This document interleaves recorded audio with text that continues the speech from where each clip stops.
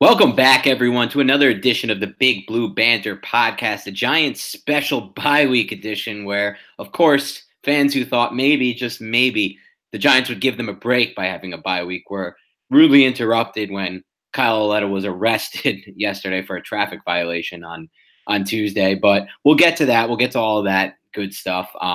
But first, we're going to obviously dive into the trade deadline recap. And first, I want to throw it to Nick and find out how he's doing after another ugly loss from the New York Giants last Sunday.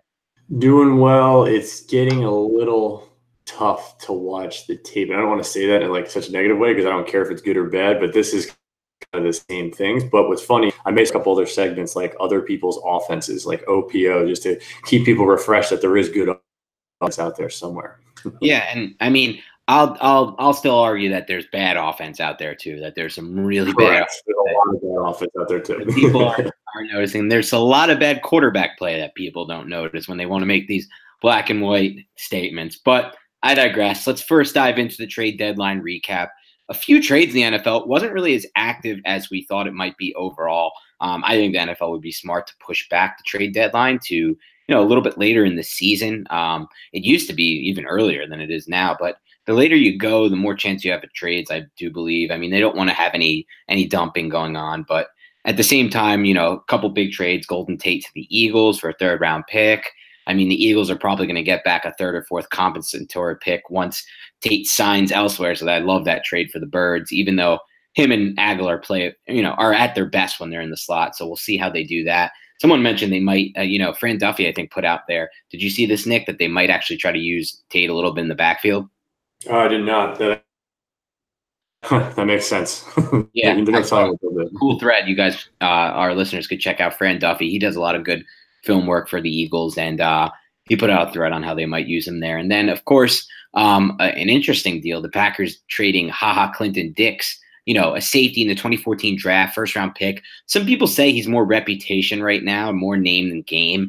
But at the same time, he was going to be a free agent this offseason. Very similar position to Landon Collins, who was going to be a free agent this offseason. And all the Packers got back was a fourth-round pick. So, for those who wanted the Giants to trade Landon Collins, and I found those people to be pretty crazy, personally. I mean, I'm not trying to be mean or anything, but it didn't make any sense to me. And Collins is playing much better ball, by the way, in the last 4 games after, James Bettcher started to figure out how to use him. But, again, they weren't going to get much for him. They weren't going to get what they should have got for a 24-year-old who, in 2016, in my opinion, was the defensive player of the year. If you compare his stats to the 2010 stats of Troy Polamalu when he won defensive player of the year at safety, Collins doubles him in every single stat except for interceptions, where he only had 2 fewer than Polamalu. So they kept him. I think that was smart. Giants also decided not to trade Janoris Jenkins or Olivier Vernon. Now, from what I heard, I'm not going to reveal where I heard it, but I have heard from the inside the Giants have actually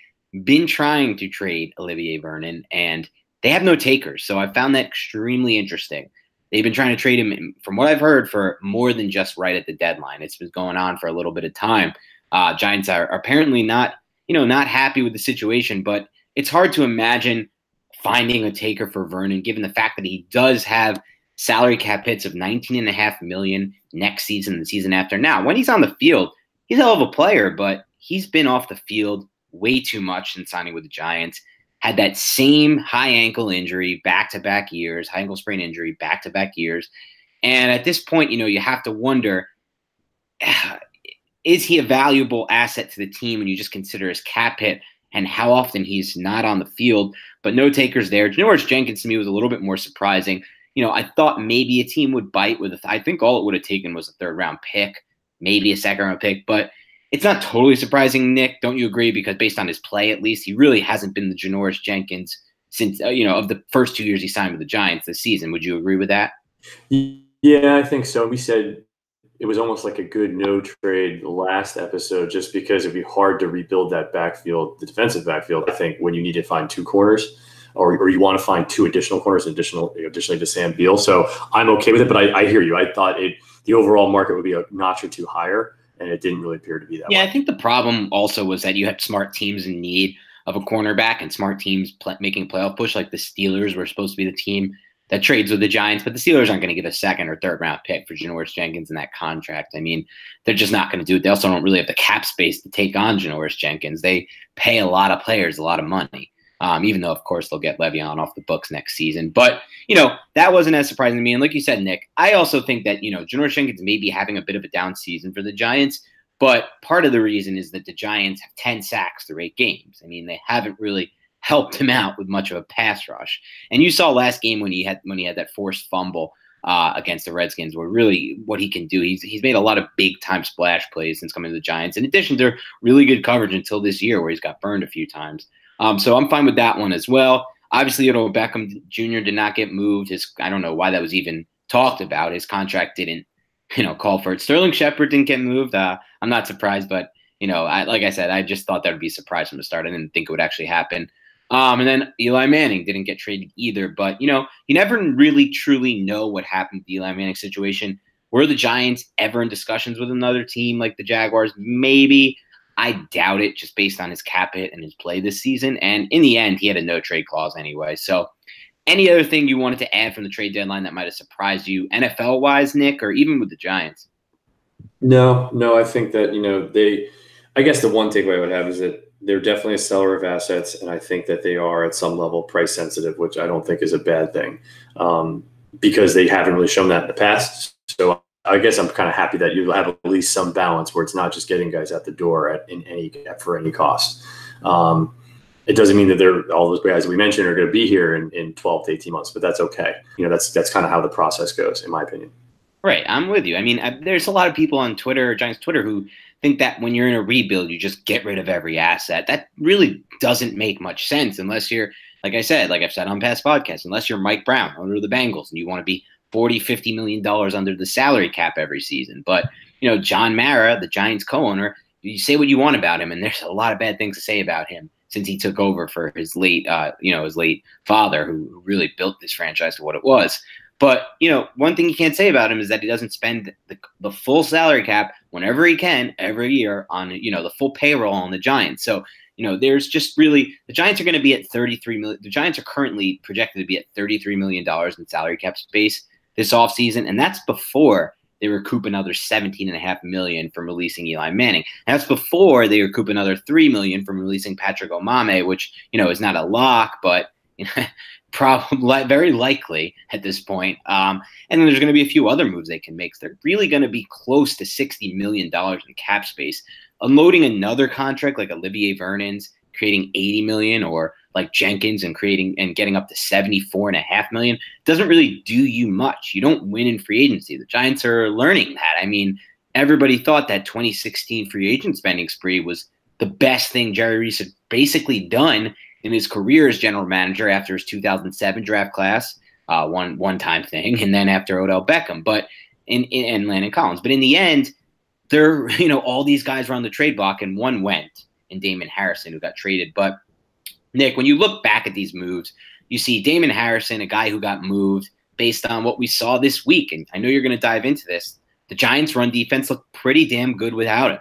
I mean, they gave up the big play to Adrian Peterson at the end after they barreled down over and over and over again on the field for an unbelievable amount of snaps and time because the Giants' offense is so incompetent. But for the most part, they held up really well against a team that was run blocking well. So you got rid of him. And then you got rid of Eli Apple, and that to me wasn't a cat move. That wasn't a rebuilding move. That was a culture move. Eli Apple is just not a guy they want in the building. And you know what? I got to be honest, Nick. I had a little bit of a smile on Sunday Night Football last week when I saw Eli Apple hold the wide receiver and get called for it and just overall not play very well, because I don't think he came into this thing with the right attitude. There was the story that broke last year about a guy who played with him in college ball, who talked about how during the rookie symposium and during some of the time he spent with the Giants, he was an undrafted guy with the Giants in Apple's rookie season, spent training camp with them, or part of training camp, maybe mini camp with them. He said Apple didn't take any notes. He didn't pay attention to the film study. He really didn't, go above and beyond what it takes to be a good NFL player. So that was just a swing and a miss. Anything else you got on those two moves, or anything else there, Nick? No, I think that the age factor and the maturity level, things that I don't really know about on tape. I think Apple showed improvement and showed some traits that could help. And I think he's going to help Saints, but all the other things, I just think those parts of it may dictate the move, and that's kind of the way the NFL is in terms of a business. And like you said, if you're going to make the culture decision, that's part of it, right? And just kind of everyone moves on. At least you do it that way instead of holding on to them and they're 12 or whatever, and there's a big blows up. So if they blew, that was it. I like the way it should go. No doubt there. And I mean, let's move on a little bit then to the Kyle Lauletta situation, if you want to call it that. And I'm fine calling it that. For those who don't know, Kyle Lauletta was, I guess, late to practice yesterday on Tuesday, where it's a little unfortunate, too, because he was going to get a lot of we don't know if he would have got the first team route. It was a veteran's day off for Eli Manning. So they would have probably been split between him and Alex Tanney, or who knows. But Lauletta was late for work, driving in Weehawken in New Jersey, and driving around Giants Stadium in East Rutherford is a pain in the ass. Let's be honest. Anyone who's lived in this area, and I've lived here now, I just moved back to Montclair, New Jersey, which is very close, about 15 minutes away from the facility, from the team facility. I moved back here a year ago, but I grew up around the area, and I've driven to Giant games before throughout my whole life. So I know what the driving in that area. There's construction all the time. There's roads closed up, and I'll be honest, he was probably a bit of a dick and an asshole from the situation. He tried to drive in a closed road and didn't take the detour. Cop tried to wave him down. He didn't listen to him. He tried to drive around him, and apparently, I'm saying allegedly, almost hit the cop. I don't know if I believe that personally. It's in the police report. I don't know. I just don't believe it. I'm just going to be honest. I don't think they're held accountable for what they're saying there. I don't want to go too crazy into that, but I'm sure he didn't almost hit the cop. I'm sure he drove around him, didn't watch him as he waved him down. And then he got, and everyone on Giants Twitter went nuts about this because it's a bye week and nothing's going on and everything's bad's going on with his franchise. But, is he a dick? Does he have a bit of a road rage? Is he a dick on the road? Does he have a bit of a road rage? Does he have a history with traffic violations that I don't care about? One was in Fairfax, Virginia, where literally anyone gets pulled over for speeding even a mile over the limit. So to me, this is nothing. People talk about how it's a sign that he is not a good decision maker. It's a sign that he's not committed to his job or something like that. Where do you stand on this, Nick? I think in scouting work, background and the player is from an integrity standpoint. That's where a lot of this comes in. Access to this, players or fans or however we want to refer to ourselves. So he checked the boxes, coaches, and the background for the draft. I think this issue, if you want to question his integrity for this issue, sure, you could have that conversation. It's an isolated or multiple instances, right, in terms of traffic violations. But outside of that, when you starts talking about like his decision making, that's just pure reaching. Again, the motivations behind the decision, I think you could get into, but it has nothing to do with him on the football field. It really doesn't. His commitment, I don't know what time they usually get there. I'm sure it's earlier than 8 o'clock. It smells to me like he was late. And I don't know, I'm not trying to be an apologist for the guy, but when I've been late to a job that was kind of a job you couldn't be late for, I was melting my face off in panic and driving like a fucking maniac. So I'm not marginalizing what he did. It's just, it is what it is. And there's gonna be consequences, and we'll see what those are. Yeah, and Landon Collins actually said on ESPN radio interview, they asked him about what happened. They were like, the players are surprised, but he's like, I'm pretty sure what happened. I'm pretty sure he was late. And he's like, and he didn't want to pay the fine. And what Collins basically hinted at is there's a hefty fine to pay in Pat Shurmur's new Giants regime for being late. So like you said, I've been there before. I've been in this spot. Personally, for me, this is not going to make me decide that, it's all over for Lauletta. There's no chance of being a good quarterback with the Giants. I mean, Ben Roethlisberger, I'm not going to go too far into what he did. You can Google it. But he's done a lot worse. And he's been the Steelers franchise quarterback for a whole decade after what he did came out and, came to the surface. So this is not something I'm condemning Kyle Lauletta over. But we'll see. We'll see what the Giants decide to do. Pat Shurmur hinted at discipline, but, there hasn't been anything revealed yet about that. And the Giants won't be back at the team facility until next Tuesday. Where hopefully General Manager Dave Gettleman will address the media. I mean, Jerry Reese used to address the media at the bye week. There's a lot of questions that need to be answered about this football team, a lot. And Jerry Reese wouldn't give away crap. He wouldn't give away anything during his time as GM. But Gettleman likes to talk a little bit more, and I think he might give some stuff away. So I'm hoping that comes. Speaking of Giants, personnel and executives, and former executive Mark Ross, who was in charge of college scouting, really in charge of the draft for the most part, really. I mean, him and Jerry Reese made the final decision, of course, general manager, but Ross was the head talent evaluator.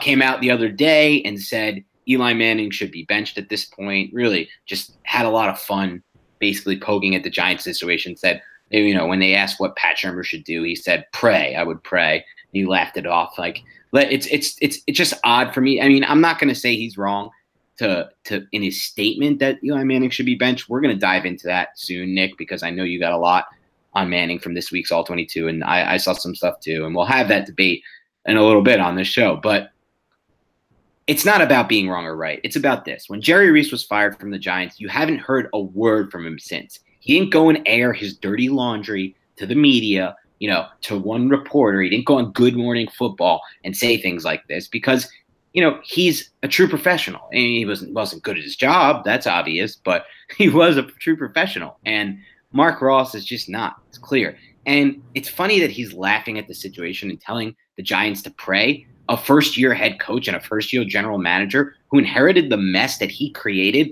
by literally missing on every single third-round draft pick that he ever had. He didn't hit on one third-round draft pick. And by the way, in recent years, he barely hit on any second-round draft picks. Landon Collins, Sterling Shepard is a new one. Dalvin Thompson is a new one. I mean, we like them, but it's still early on both of them to say they're complete hits. They're definitely some close, if not hits. But, you know, and then Landon we said Landon Collins. I mean, there's just not much to work with from there. And then he missed on back-to-back top 10 picks in the first round. That's unacceptable. That's how you lose that. That's how you get your franchise to lose. So in addition to mediocre free agent spending sprees, so I'm just going in here. I don't like what he did. What do you think about what he did? I mean, I don't know the situation nearly as well as you do. I would basically say, yeah, you know, that's not.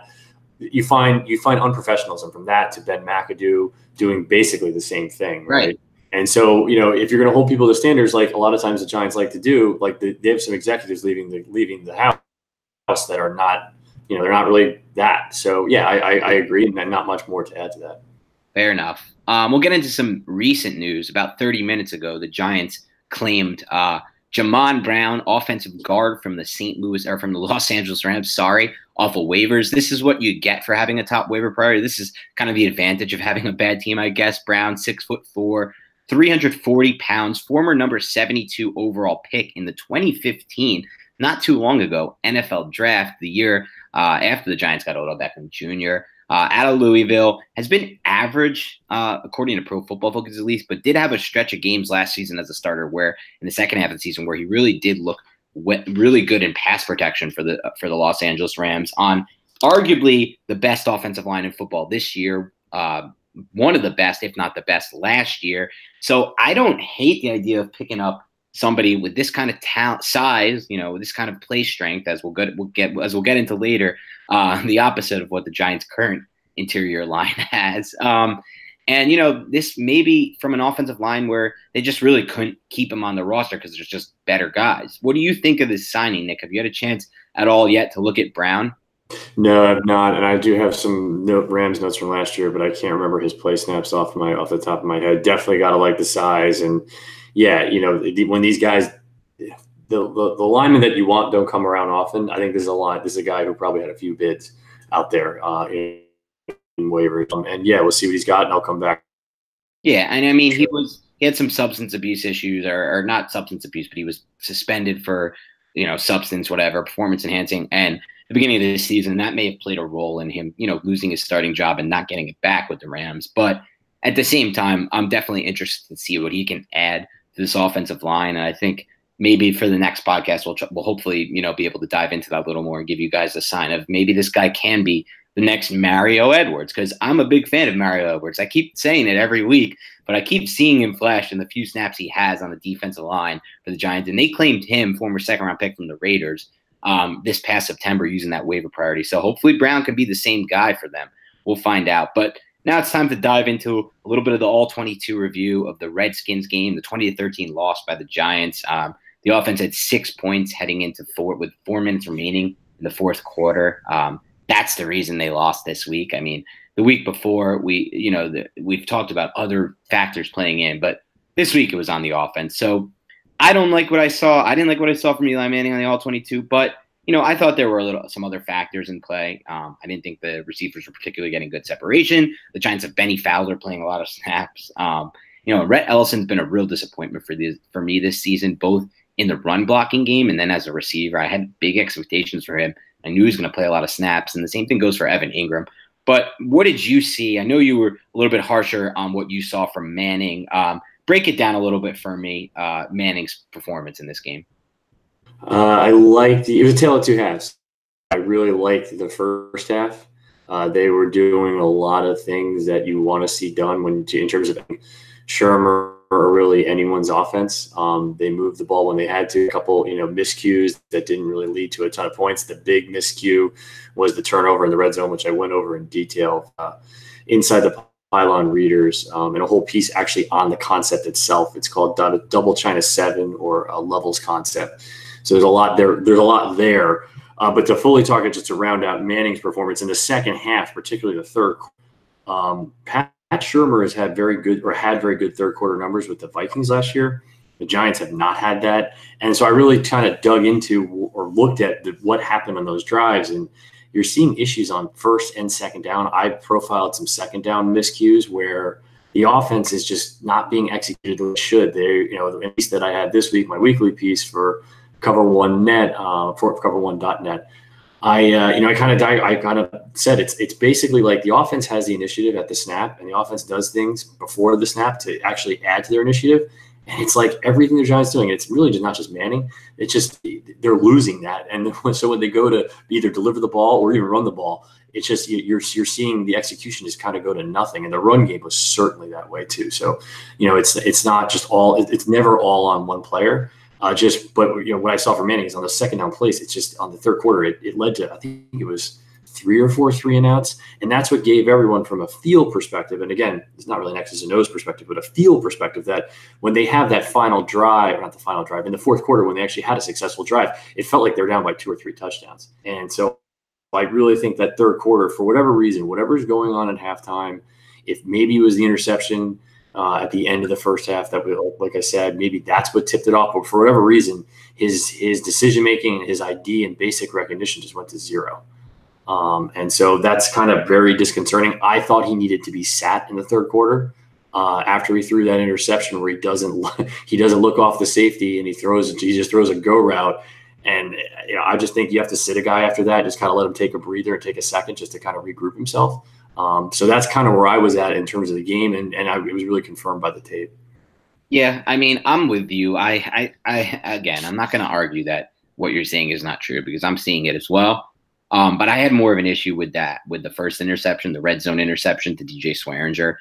To me, this is just the crux of what Eli Manning is right now as a quarterback. You have Evan Ingram running a deep, what is that, a deep corner route? What's that considered? Yeah, it's a 7 route or a corner route. So the concept is doubles China with or levels, where basically the 2 slot receivers. It's a 3-by-1 set, and the 2 outside receivers are running what's called a thin route or a square in, and they're doing it simultaneously. And it's a cover 2 beater.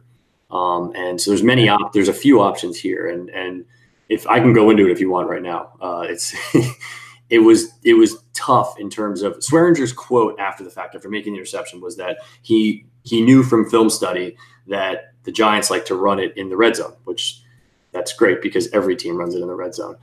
What the Giants specifically, to kind of narrow down the nuts and bolts, is Manning was on tape running it against man. That gets a little dicey. It's not a man beater. It can be the 2 inner routes on the slot could be used against man, and he used it successfully in the Texans game. But when you don't run it against man and it's really cover 3 variation, what you get is you get basically a hook defender runs the run receiver. And so Manning, instead of going to the cover 1 beater on that play, it was a single high setup, there are 2 options you would have there: the corner route, like you're mentioning, to Ingram, or the other side of the formation was basically a cover 3 beater wheel or post say. When he throws that in the press conference, said down, that ball should not be out of his hand, and he's version. It wasn't. It was zone or basically pattern match on that side. So that type of thing, the red zone, these issues, and everything is very, very precise. Matt Reed, for whatever reason, he was kind of playing with fire, throwing against man, and he, like I said, in this game, it did not. Yeah, and my biggest issue with that play is just basically the philosophy of it. So you have Ingram, Beckham, and Ingram, Beckham, and Barkley, to me, should be your main red zone guys. On every play, there should be designed to get them the football. And in the red zone, I'm talking about in the red zone. And in the red zone, these designs have the chance to go for a touchdown. So Swearinger says what he says. He says film study, makes the interception. But even if that ball is caught, all it does is give the Giants a second down situation where they have a shorter field to score in the red zone. They haven't scored. If that pass is completed, it goes for 4 or 5 yards, and it's second and goal from the 5 or 6 or 4, or whatever it may be. There's no space. You're not gonna break that for a touchdown. Now you have the option to throw that, or you have the option for Ingram, who should really be one of your top red zone targets, running a cover 2 beater, like you said. And I saw that, on the all-22, Norman sitting there. I think it was Norman, the outside corner. But it doesn't matter. Ingram can beat Norman to the spot if Manning throws with enough anticipation and puts a good touch and throws a good ball out to him, right? Throws a good ball out to him, and Ingram can out-jump the cornerback and make this 50-50 catch. You have to give these guys chances to make contested catches. And this is not my only issue, Nick. There was a play you broke down on Twitter from the red zone. It was it was a pass to Benny Fowler, where, again, he finally takes a shot into the end zone, which hasn't been happening enough, in my opinion, in the red zone. And where's the accuracy on that throw? I mean, is that something you've seen? I know that's something you've seen in past from Manning as well, correct? Yeah, that one and with fade to Fowler happened in the game. I like 4 hours of Manning's fades for a project. Throwing work is very bad. His plant foot goes nowhere. He's very inaccurate. You try to fix it, didn't really work. He throws much better fades to the right. I think the entire NFL knows that. If idiots like me know it, the entire NFL must know it. I almost think he's almost trying to surprise the defense with that throw. It was probably 3 feet off. And just in general, to his throws to the left, for people that really watch the tape and maybe kind of care about this stuff, if you watch the second interception that he makes in the Carolina game, where he's throwing a route much farther down the field, it's the similar type miss where his lower body mechanics, when going to the left, when he throws an interception in Carolina, he's off by 2 yards to a guy that's wide open. And it's just, again, I'm not saying he can't throw the ball. It's just it's an issue that flares up every so often. And so, yeah, that was specifically on that play that hits him. And again, I think that, going back to the doubles China play, it's 2nd and 11, it's 2nd and long. Like, you could question the route. You could question the route construction. I would also look, though, and this is where I really dove into the piece for Inside the Pylon. I looked at from the whole spectrum of how the league runs it. The Eagles run basically the exact same play, and they were in the exact same scenario against Luke Kuechly, who is the best film study guy. And Wentz shows how, with a few other details, you can really fool the guys that are the great film study and understand your tendencies. So the concept works. It's just the execution of it. And that, in this case, again, yeah, do you want it? Does it need to be better? Absolutely. Should it probably not be called anymore in the red zone? Probably that too. It's a combination of those. It's a push pull between quarterback and coordinator at that point. Yeah, and honestly, I think that's really where, to me, Manning has stood out as playing worse football than I'm used to in his career in the red zone this season. That's really, and unfortunately, that for him, that's where it counts the most. If you don't turn these red zone possessions into touchdowns, you're going to lose. The Giants could have a much better record this year if they were more efficient in the red zone. It's obvious. Not only, you don't need to go back and say, oh, they have 7 here instead of 3. It's not about that. A lot of it is momentum too. When they score 7 sometimes instead of the 3 they've been held to, or, the couple times they've missed on 4th and goal, it changes the entire momentum and flow of the game. And that's just something that hasn't happened enough with Manning. He's not, and I don't want to blame it all on him, but to me, that's where more so than you. I know other areas where it stands out to you. To me, that's where it stands out the most for me. And to me, that's where I know, he's not ready anymore to be a quarterback who can win, without a perfect roster, essentially, without like what Peyton Manning had his Super Bowl season, something like that. So that's how I see it. At this point, Nick, I'll ask you this. Do you think that given the fact that they have Alex Tanney, a 31-year-old journeyman who spent some time with the Titans, they say they liked him in Tennessee. They did a lot to keep him on that roster, but never made any real NFL start, and played in any true NFL action. And a rookie quarterback, Kyle Lauletta, a 4th-round draft pick, who I know you like from your film study, but he did play at Richmond, a D2 school, and rookie quarterbacks have been dreadful from a completion percentage standpoint this season. All of the ones who have started have really struggled. Based on knowing that, do you think that Manning should be benched? Now, I'm not going to say should he be benched knowing, the Giants are playing for the future, Manning won't be here in 2019, just for winning football games, let's say, in 2018. Now, I know people will argue it doesn't matter, but that's not how these coaches view it. Yeah, and that's a big point. Players with incentivized contracts that want to do well, right? And then the other side of it too. And I know we don't want to jump into this now, but I think you got to say if Sherman's 1-15, 1 and whatever, is his job safe? Mara like that? Does Mara like the team falling apart and not only winning one game? I don't know what's in Mara's psyche. So I think, again, I think everyone's getting to know each other. This is a group of people that, again, have not worked together, not worked with each other at all in the past. So everyone's kind of getting to know each other as they're going through a really tough time. They want to win games. Apologize. Back to your question. I think that you're going to see. I'm still looking for 4 quarters or close to 4 quarters, or as close as you can get, where the offense is executed kind of the way it's intended. And if it's from a free agent, if it's from Lauletta at this point, if he's not going to be on the team, if it's from Tanney, I think everyone's kind of competing for it because I think they want to put some good tape together and actually start to evaluate is a tough spot right now, but it's also hard. You don't want to cut the guys. Like if we go back to last year, you didn't want to lose the good parts of last year's offensive line, right? It's the same for this year. And besides Hernandez and I guess Solder, because Solder's under contract, everyone else is really kind of playing for a job. You want the offense to work so you can properly evaluate those guys. From a running back perspective too, I think that's really important. Not obviously for Barkley, but just in general for where you want to find this identity, you got to work towards that. And they need to do that. And so if that comes from somebody else, I think they're ready. I think they were ready in the 3rd quarter of the last game. Now's kind of the time to do it. It almost is outside of our call in terms of what the inside the building's like in terms of when they're going to actually want to do this for a guy who's had an unbelievable career here. Yeah, for all those reasons, I understand, Nick, but I'm just saying based on, what you think. If your only goal was to win games for the rest of the regular season, I'm not sold that Alex Tanney or Kyle Lauletta gives you a better chance.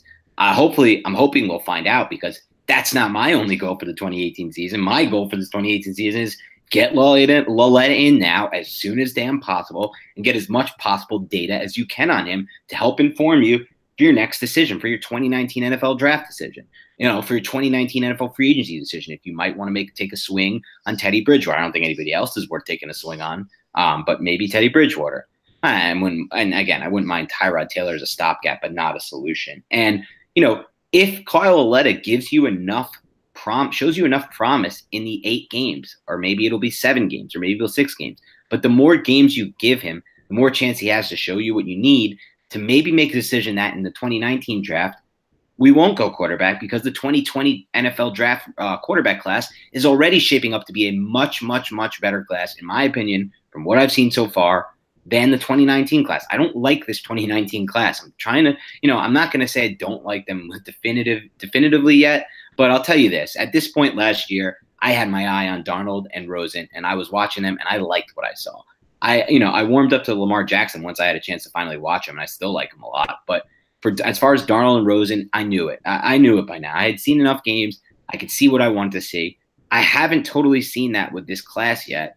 And now I haven't done the same extensive study I did on those guys, but I've seen a few games, at least 3 or 4 games of each of these guys. I don't like Drew Lock. Don't like the kid from Duke. Doesn't have the arm strength to hit the outs and to hit the seams. And as far as Herbert goes, he's got a lot of raw tools, but so far I'm still waiting to see the game where, it all clicks from him from a quarter playing the position standpoint, the mental processing, the anticipation throws. So, if Lauletta shows them enough this season, they can maybe make the decision that they don't need to go quarterback in the 2019 draft, and they can wait for that 2020 class. So to me, if you're basing the decision on that, which you should be at this point at 1-7, I would go Lauletta. But that'll also give us a chance, like I said, to see, hey, is it possible that this offense can work better with somebody like him in the game, or even Alex Tanney if he gets his shot? So I don't think you're wrong, Nick, by any means. I just am not as sold as you are that one of these two guys gives the offense a better chance to win than Eli. And it's definitely long-term versus short-term, and you're definitely taking more of view. And they're probably, I'm not saying they're having this conversation, but the conversation is probably not that, far away from these lines, right? And they're looking at coaches and not just evaluating the head coach, but all the coaches, and you got to give them a shot to, to kind of be right or be wrong. And maybe they've had it already. Maybe they're far ahead there. So sure. Yeah, I think it's long-term view versus short-term view. And those are all definitely the right points that Gettleman and company and his pro department, they're working their ass off to try to figure out pro and scouting and college scouting for sure. Yeah. And time will tell. We'll obviously get a chance to, but this makes me think about, what else we saw from the game. We're not going to do all bad from this game, by the way. There is some good we're going to get to right after we get through a little more bad. And that's the offensive line. And that's the play of John Greco now at right guard. And I know we said this last podcast, but I think it was kind of even more solidified on this podcast. Do you think Greco really has the play strength to play the right guard position in this offense? I think in the run game, maybe. I think in pass protection, no. And I think this was very apparent before they made the decision. And I think they kind of made their bed and wanted to try to ignite the running game by doing it this way. It hasn't really panned out. 3 technique defensive tackles in this league, especially in this division, are really good. And to be fair, I think he had a pretty good game.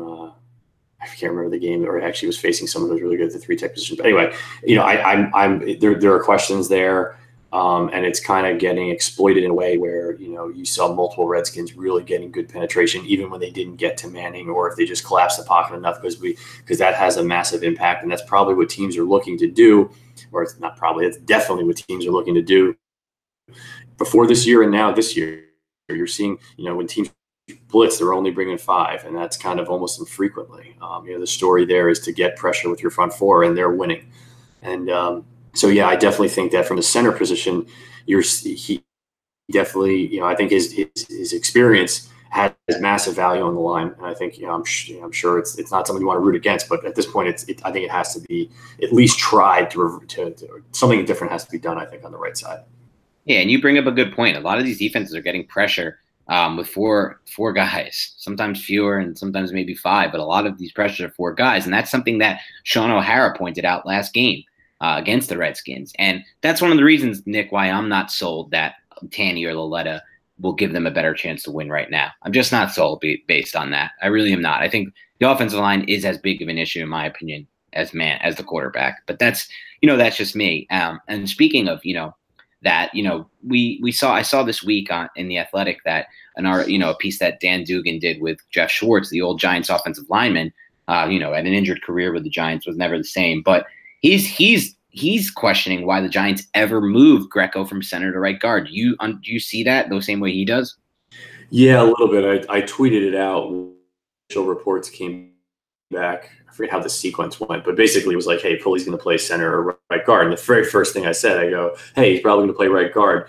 I'm not thinking about his profile. Just don't mess up the center position for the quarterback. Don't mess up the guy basically making the line calls, and you can make the line calls anywhere basically. So it's not that big of a deal. But just the center position overall is a little more of a versatile position. The play size is not as, or the overall size, the physical size of the guy is not as important.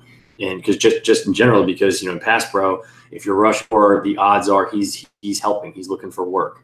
If you rush 5, and it's an odd front at that point, or a diamond front, and someone's coming down the middle, that's usually a linebacker. So when they do big on big pass protection, which is a big guy on big guy, the center is generally going after the Mike, whoever's Mike at that point doesn't have a linebacker. So yeah, that's where I think that's what he said. The other part of what Schwartz brought up, which was great, was just a couple of the adjustments that are made on the fly, and that's a big part of what happens with the line. People don't realize it's not just the line calls. Line calls happen in the line plays, executes the play, run or pass, and that's kind of it. It's the adjustments that are made when the defensive lines and second tier throws all different types of shit at them, and what they're able to do to basically, like in an instant, pick up what they have to. And the more you have a line together, the better they do that. That's absolutely proven. So yeah, I was a little surprised there too. And like I said, we'll see if it doesn't kind of the combination doesn't find itself to the Giants soon. Yeah, and we'll see if the addition of Jamon Brown off waivers changes up what they do. They might put Brown in at right guard and then kick back Greco to center over Pulley, which I wouldn't be totally opposed to. That's something I wouldn't mind seeing. But like you said earlier, Nick, I mean, this is an offensive line that really might turn over at least 3 positions next year: center, right guard, right tackle. And, while they probably won't, they might want to turn over left tackle at this point. I mean, Solder, I was sticking up for him earlier in the year, but his play has fallen off in recent weeks. And, they're stuck with him based on his contract. And I do think with additional pieces like Hernandez on the line, who may have more experience, Hernandez type in his second or third season, he'll be fine. He'll be adequate at left tackle.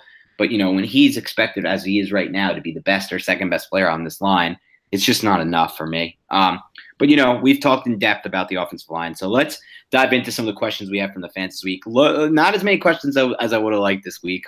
So hopefully you guys will dive back into that and start sending us questions more. It's a little bit on me, too. I got to tweet it out a little bit more often and try to get it going early. But our first question is actually from a loyal listener, Mr. Matt from Big Blue Huddle. And he asks, why can't this team score in the red zone? Even with all the other problems they've had, it seems like they might have won a couple more games, at least, if they were able to capitalize on those opportunities.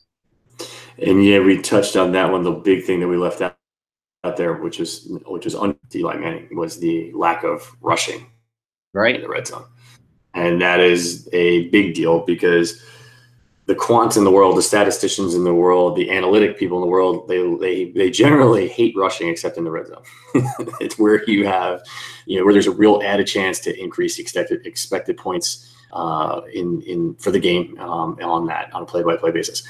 You being, just overall lack of everything. It's lack of execution. I'm talking about too, specifically in the red zone. Covered this a little bit in my piece in Inside the Pylon 2 weeks ago, weeks 1 through, I think it was 5. I can't remember. So I think it's twofold. And the one thing I'm going to bring up now, because it doesn't just apply in the red zone, but it applies to the running game overall. And I think it's the right way to think of this. Right now, the Giants like to run, call it 3 or 4 main plays, which you would consider the foundation of their running game. That's normal. Most teams do that, whether it's a specific play or a play type. They're not finding execution success. It's common. It's mostly the line. It's a little bit of Barkley in some cases and a little bit of whoever's back there in some cases, but that's almost minuscule. I think they need to add more misdirection and more elements to this running game to be more multiple. That's really hard to do when you don't trust the guys that you have there to execute as they need to. So what else can you do, right? How else can you dress this up to improve this? And again, this is a completely unfair statement to make on Manning, but if you added an element of zone read or a bona fide QB keeper option to these plays, to these simplified plays that they're running, we're talking about running inside zone to the weak side. If you add a QB keeper option and read that strong side end, you can enhance and open up that cutback lanes, which is how they're designed, for the best cutback runner, one of the best cutback runners in the game, in Saquon Barkley. So I do think that adding, and the best example I can give you, or just for Giants fans, because they saw it, was the way New Orleans uses Taysom Hill in the red zone. There's a reason why they do that, and they do it in the red zone. So if you added some level of other simple misdirection, I think you would get teams moving around. Now, they tried to do this in earlier weeks in the red zone. People moaned at the Odell Beckham reverse, if people remember that. It was like I guess it was the first time they're in the red zone for the season. It plays like that. I don't think they have to get that elaborate, but just some level of misdirection, whether it comes in the form of counter or comes in the form of someone mobile going in another direction and the runner coming the other direction. I think you need to do that because, again, teams are keying up that they know that it's either going to be duo or it's either going to be inside zone or some level of outside zone. Exactly, and that's 100% right. And that, again, goes back to the offensive line and Hal Hunter. But, again, it also goes back to the play calling. You mentioned it best. The Rams love to use that jet sweep action, the jet sweep action, even if they give it to the receiver or not. They use it a lot. It helps open up their run game. The Giants tried to at the beginning of the year. Why'd they abandon it? Why has Pat Shurmur not brought that back at all? How about week 3 when the game-winning play essentially was when Eli Manning hit Saquon Barkley when he was lined up as the outside, I believe, Z receiver on the play? Why don't they bring that up again? They used it once last game, and it went for a big gain. When he was lined up as the lone X against the Redskins, it went for a big gain. How about the arrow routes? We saw it happen once against the Redskins, and let me fill you in if you weren't following along. It went for a big gain. To me, it's just like they're not. I was promised when Shurmur was hired, Nick, that he was going to curtail the scheme and the play calling to fit the players' skill sets, and I just don't feel like that's the case. Now, is the problem Manning? Maybe. I mean, you bring up a great point with Valletta that could sell me at least a little bit on that. Manning is not the best option if the only goal was to win right now, because Valletta could help open up the run game with the zone read option, like you said. But just as far as the play calling goes, Nick, I'm still just not seeing enough arrow routes from Saquon Barkley, not seeing enough of him split out wide, not seeing enough plays designed specifically and uniquely for their best playmakers. So that's just an added thing with that. But I don't know. Is there anything else you want to add on that before we go to the next question? The only other thing I would just say for the angle routes, they're a little specific to cover 2 beaters, and they have not been called a lot. The one thing, the only reason I mentioned this is just because the piece I just wrote, Manning missed Barkley on basically a flat route, a very simple flat route where he runs basically an arrow to the flat, and it made me think that Barkley likes to get away from bodies. That's the style of runner that he is. So in arrow routes and in breaking routes do what? They run into zone coverage. I think that's a big factor why he doesn't call so much. And I'm guessing, I don't know this per se, but this is kind of just how I think he's operating, and because it reflects the way Barkley wants to run. And I think his goal is to get him into space. So I'm okay with the calling of it. What I'm not okay with, to come back to your point, like when Barkley was used in a jet sweep, it was in the red zone 2 games ago. The entire defense, I think my dog knew that the ball was on Barkley. Why? Because they never use him in the slot. So if you want to be multiple, you kind of have to be multiple. You have to move him around, and maybe you don't call the play to him. Maybe it's a fake jet sweep, whatever it is. But like everyone's antennae goes up when that guy's in the slot. That should be the case, but you should see it multiple times, because maybe if he's not running even the route, if it's just a fake bubble, you're gonna get everyone looking that way. That's what and that's an element of misdirection. And the other part, and again, I know we're spitballing a little bit here, and so I'm just gonna go with it. But like if you run 21 personnel, 2 running backs, 1 tight end, and you put Gallman and Barkley on the field at the same time, blow your mind. Gallman's in the back, and if you let me just that's where I'm going with my piece. I'm kind of teasing my piece that will come out in the next 10 days, I bet. If you run zone read from that with Gallman in the backfield and Barkley slot, that's a pain in the ass to cover. Right. And so that type of thing is what I think they're going to have to resort to, because other things, like we said, are not working. Well, I'm not confident they will resort to it, Nick, because I haven't seen it from the I haven't, and I see it every week with McVay and the Rams. They run a lot of the same plays over and over, like you just said. They fake it, they bluff it, and then they'll go to it. And that's just not what Shurmur does, and that's not what he's done so far with the Giants. And I have major issues with him as a play caller this year. I like I told you last podcast, I'll wait until he gets his quarterback before I judge him as a coach and as a play caller, but I don't think it's been good. And I think there are ways this offense could have moved with what they have if he had done a little better job. But Al Goggin asks, with a strong on-paper draft class next year, as far as the offensive line goes, what is your plan for the O-line moving forward? So, my plan, it's early to formulate a plan, Nick, but my plan is a lot centered around what happens with Darrell Williams in free agency. For those who don't know, Darrell Williams, right tackle for the Carolina Panthers. Dave Gettleman, when he was general manager of the Panthers, found this guy in the 4th round out of Oklahoma. Last year, he was graded out as the #1 right tackle in the entire NFL. He got injured in the preseason, then he got injured after trying to make a comeback this season. He'll be healthy. He'll probably be on a discount if the Panthers can't re-sign him. The Giants, I think, will be the favorite to re-sign him based on his history with Gettleman. And I think he might come a little cheaper. So I think you can get a quick fix. The only way to get a quick fix at the offensive tackle position is probably by getting him there, because I've seen some early draft boards from some of the draft guys I really like and respect, and they don't have an offensive tackle in the first 12 or 15 picks. So, that to me, that just means there's not a day one starter at that position. So if you're going to find a tackle, I think Williams will be the best option. I can't tell you all the other right tackle options that'll hit the free agent market, but don't expect there to be a lot. There never is.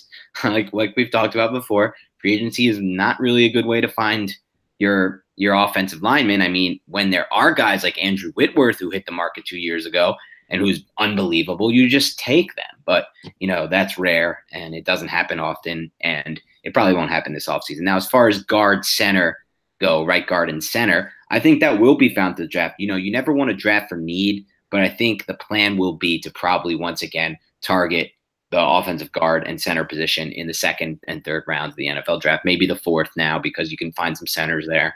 Do you see it any differently, Nick?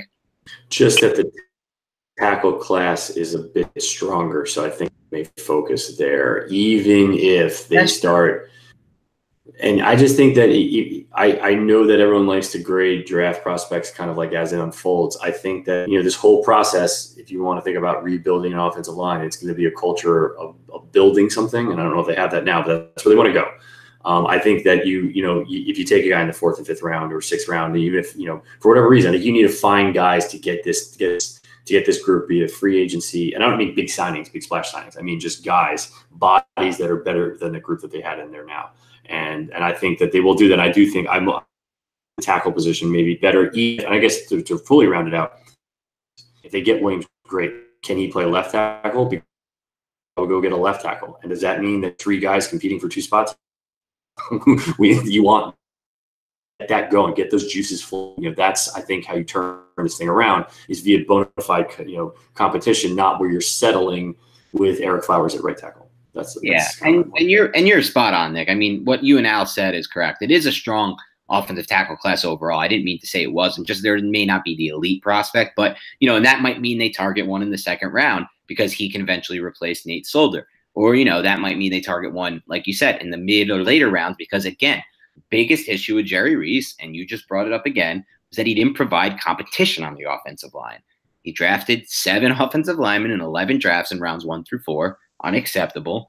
And in the end, that was the biggest issue. There was no competition there. So that'll be the biggest plan. I mean, that's probably the plan, target more in the draft and provide more competition in any way you can.